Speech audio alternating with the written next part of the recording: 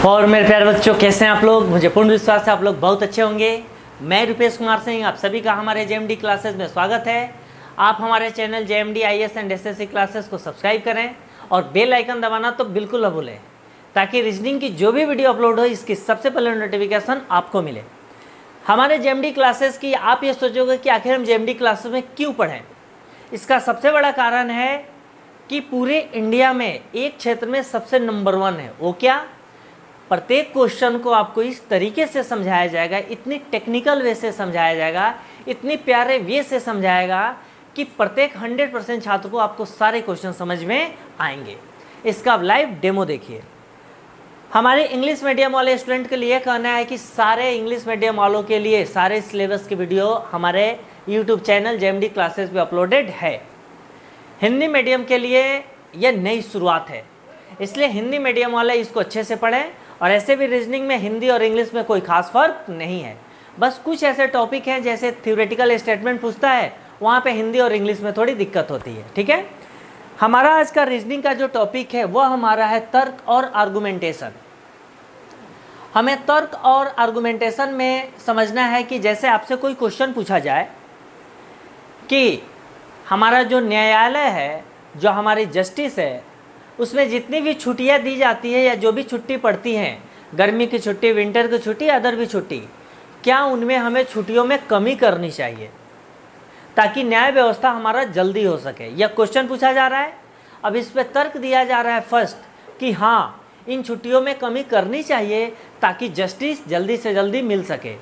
Second, नहीं, इन छुट्टियों में कमी नहीं करनी चाहिए ताकि किसी भी प्रॉब्लम का, किसी भी कोई भी न्यायालय में कोई भी केस जाता है तो उसकी जांच पड़ताल अच्छे तरीके से हो, उसकी गहन स्टडी हो, उसके एविडेंस को देखा जाए, तब उसके बाद निर्णय निकालने में आसानी होगी।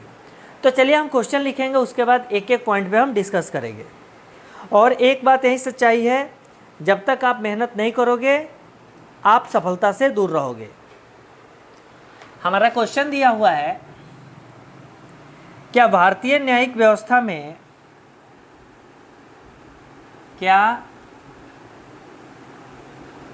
भारतीय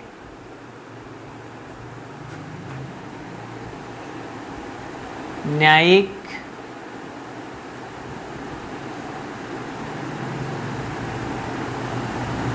व्यवस्था में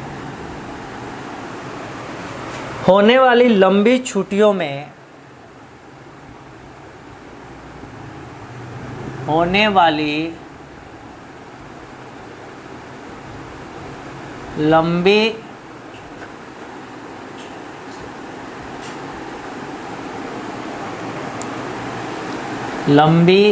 छुट्टियों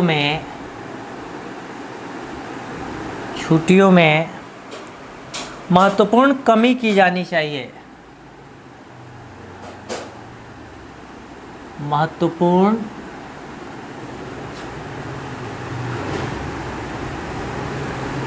कमी की जानी चाहिए, यह हमारा क्वेश्चन पूछ रहा है। अब देखो मेरे प्यारे बच्चों, जो तर्क दे रहा है हमें समझना है कि तर्क के अनुसार कौन से तर्क हमारे सही हैं। हाँ, इसमें पेंडिंग पड़े रहने वाले, हाँ, इसमें पेंडिंग पड़े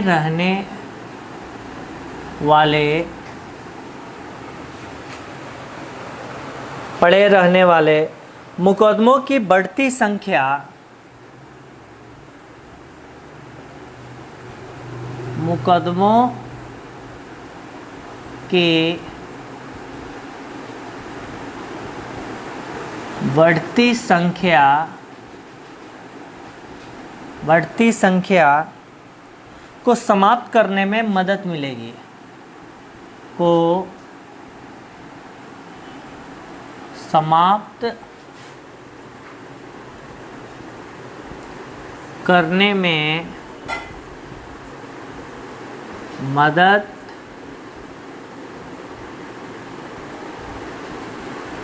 मिलेगी। सेकंड तर्क हमारा दिया हुआ है नहीं, नहीं, मुकदमों के निष्पक्ष समाप्ति के लिए मुकदमों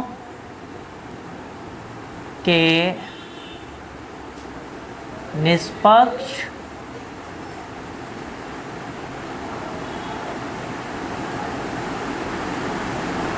समाप्ति के लिए निष्पक्ष समाप्ति के लिए ऐसी व्यवस्था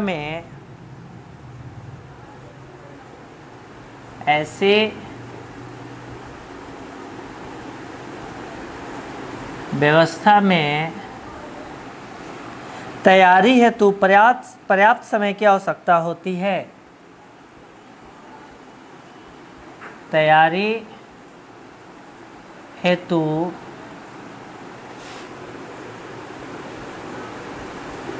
पर्याप्त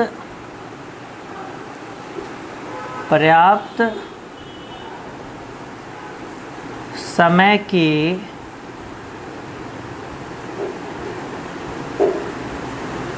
आवश्यकता होती है। अब आप देखिए मेरे प्यारे बच्चों, हम एक एक तर्क को अच्छे से समझेंगे। हमारा पहला जो क्वेश्चन हमसे पूछ रहा है, जो स्टेटमेंट यहाँ दिया हुआ है, उसे हमें समझना बहुत ज़रूरी है। हमसे क्वेश्चन पूछ रहा है, क्या भारतीय न्यायिक व्यवस्था में होने वाली लंबी छुट्टियों में महत्वपूर्ण कमी की जानी चाहिए। इसका मतलब है कि आप देखते हो स्कूलों में, कॉलेजों में, किसी भी डिपार्टमेंट में आपको छुट्टियां होती है। कोई भी फेस्टिवल आता है, कोई भी पर्व त्यौहार होता है, गर्मी की छुट्टी, बरसात की छुट्टी होती है। सेम इसी प्रकार न्यायालय में भी गर्मी की छुट्टी और बरसात के और आपके सर्दी की छुट्टी होती है।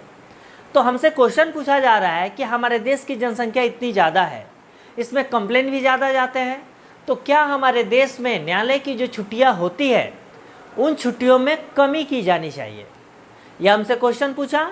अब इसमें तर्क दिया हुआ है कि हाँ, इसमें पेंडिंग पड़े रहने वाले मुकदमों की बढ़ती संख्या को समाप्त करने में मदद मिलेगी। आप मेरे को देखो कि यह तर्क दे रहा है कि अगर उस छुट्टियों में कमी करेंगे तो जो हमारा पेंडिंग जितने भी मुकदमे पड़ते हैं, क्योंकि जनसंख्या ज़्यादा है तो मुकदमे भी ज़्यादा आएंगे, तो हमारा पेंडिंग केस बहुत ज़्यादा है। हमें इस बात को समझना है मेरे प्यारे बच्चों कि जितने भी हमारे जस्टिस करते हैं, जितने भी न्यायपालिका जितने भी होते हैं, जितने भी हमारे जज होते हैं, वो भी एक इंसान होते हैं। उन्हें भी रिलैक्स होने की आवश्यकता है, उन्हें भी रेस्ट करने की आवश्यकता है।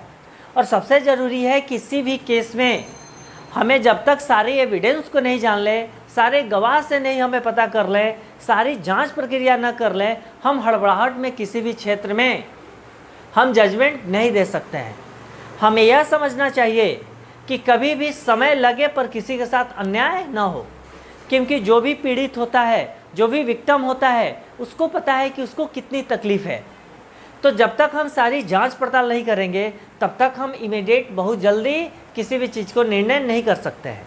जो हमारे जितने भी जज होते हैं, हमारे न्यायपालिका के जितने भी अधिकारी होते हैं, उनकी एक ही काम है आपके बातों को सुनना, गवाह को सुनना, उसके बाद आपको डिसीजन देना।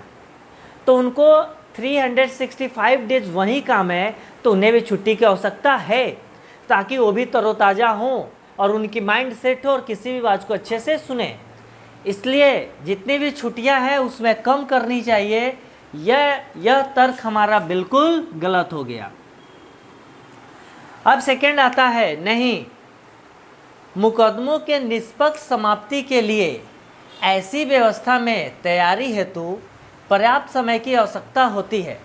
अब हमें यह समझना है कि अगर आपको लग रहा है कि पेंडिंग ज़्यादा पड़ रहा है तो हम ज़्यादा जज की ज़्यादा से ज़्यादा हम नियुक्तियाँ कर सकते हैं, हम एग्ज़ाम कंडक्ट कर सकते हैं ताकि एग्ज़ाम के माध्यम से ज़्यादा लोगों की हम नौकरी दें, ज़्यादा से ज़्यादा हर डिस्ट्रिक्ट में हम न्यायालय बना सकते हैं, जजों की संख्या बढ़ा सकते हैं, लेकिन छुट्टी को कम करना किसी भी तर्क से सही नहीं है। अब हमें जो सेकंड दिया हुआ है, नहीं, मुकदमों के निष्पक्ष समाप्ति के लिए ऐसी व्यवस्था में तैयारी हेतु पर्याप्त समय की आवश्यकता होती है। हमें पता है, आपको पता है मेरे प्यारे दोस्तों, कि जब निर्भया केस हुआ था तो इसमें 7 साल लग गए, 7 इयर्स लग गए। इसका कारण क्या था कि किसी भी चीज़ को अगर हमारे न्यायालय में जाता है तो न्यायालय हमारी एक एक बातों को सुनता है। जो हमारे एक्यूज है, जो हमारे विक्टिम है, एक्यूज की भी सारी बातों को सुनता है कि उसने गलत किया है कि नहीं किया है। हो सकता है षड्यंत्र के भी उससे उन्हें फंसाया गया हो। तो जब तक न्यायालय दोनों पक्ष की बातों को नहीं सुनेगा, पूरी एविडेंस को नहीं देखेगा। आप ताज़ा एग्जाम्पल देख लीजिए, हमारे सुशांत सिंह राजपूत, जो हमारे ग्रेट एक्टर, जिनकी एक एक कला पूरी विश्व उनको जानता है, पूरा विश्व उनके लिए खड़ा है। इसमें सब कुछ जानने के बाद भी हमारे मुंबई पुलिस, हमारे बिहार पुलिस अब सीबीआई को ट्रांसफ़र हो गया है। और हमारे जस्टिस ने स्वयं कहा है, सुप्रीम कोर्ट ने, कि मैं भी चाहता हूं कि सीबीआई इतने टैलेंटेड हीरो की मात्र 34 साल में आकस्मिक जो मृत्यु हो गई है, इसकी पूरी निष्पक्ष जांच होनी चाहिए। तो क्या इसमें समय नहीं लगना चाहिए? आखिर क्या वजह है? इसलिए हमें किसी भी काम को एक समय देकर, आज 70 दिन तक हो गया, 70 दिन के बाद मुंबई पुलिस या कहीं भी किसी जगह पे फिक्स पे नहीं पहुंची है। सीबीआई 2 या 3 दिन से जांच कर रही है, इसमें नए नए खुलासे आ रहे हैं। तो हमें टाइम की आवश्यकता है, हमें समय लेना है, लेकिन हमारा रिजल्ट सही होना चाहिए। किसी के साथ अन्याय नहीं होनी चाहिए। न्यायपालिका का यही काम है, यही काम है, यही धर्म है और यही हमारा कर्तव्य भी है। इसलिए मेरे प्यारे बच्चों, हमें यह समझना है कि समय की आवश्यकता है, इसलिए हमें छुट्टी कम नहीं करना चाहिए। इसलिए किसी भी काम में हमें क्या करना है? नहीं, मुकदमों के निष्पक्ष समाप्ति के लिए ऐसी व्यवस्था में तैयारी हेतु पर्याप्त समय की आवश्यकता होती है। यानी हमारा सेकंड तर्क क्या है? बिल्कुल ही सही है। फर्स्ट तर्क हमारा किसी भी एंगल से सही नहीं है। हम जजों की संख्या बढ़ा सकते हैं, लेकिन जजों की छुट्टी कम नहीं कर सकते हैं। आप कहोगे जो संडे की छुट्टी होती है, उस संडे की छुट्टी भी ख़त्म कर दी जाए, 7 दिन काम किया जाए, डॉक्टर भी 7 दिन काम करे, टीचर भी 7 दिन काम करे। क्या ऐसा कभी संभव है? इंसान कर पाएगा? इंसान बीमार होने लगेंगे। जबकि आप देखते हैं आईटी सेक्टर में 5 डेज काम होती है और पूरी एनर्जी से काम होता है। आपने जापान में देखा है 4 डेज काम होती है, 3 डेज हॉलीडे रहता है। तो जो 7 डेज में काम नहीं हो सकते हैं, वो हमारे मात्र 4 डेज में काम होता है। क्यों? लोग एनर्जेटिक फील करते हैं कि हमें 4 दिन ही काम करना है और 3 दिन रेस्ट करना है। पूरी एनर्जी और पूरी ताकत से काम करते हैं। एज ए सेम थिंग्स, आप भी 5 डेज ही पढ़ो, मन से पढ़ो, और 2 दिन रेस्ट करो, कोई दिक्कत नहीं है। पर जब भी पढ़ो मन से पढ़ो, ठीक है? Okay, thank you.